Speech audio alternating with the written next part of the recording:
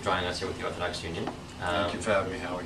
Pleasure. One of the points you mentioned was about member item funding, and you think that the Attorney General's office should focus more on that, public corruption, and allowing the legislators to focus, be the ones who are forced to attest that there is no conflict of interest, that the nonprofit itself is appropriate. And obviously, a lot of synagogues and day schools and other nonprofits in the community get member items, and very deservingly so.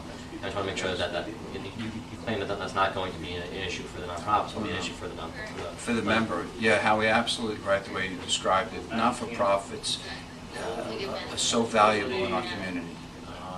They take over a role and they help people who are in need of services, need of educational support, and the not-for-profit is not the problem here. It's whether or not that member who's giving the money to the not-for-profit has a personal interest in which they may be lining their own pockets rather than allocating monies for a not-for-profit who's actually performing a great service to our community.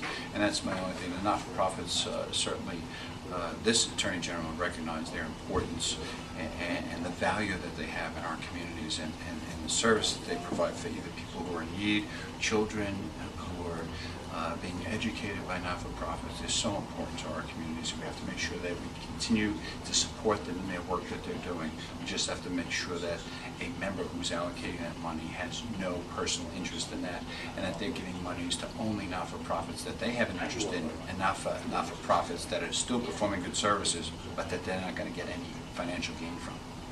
Thank you. Thank you, Howie. It's great to be here.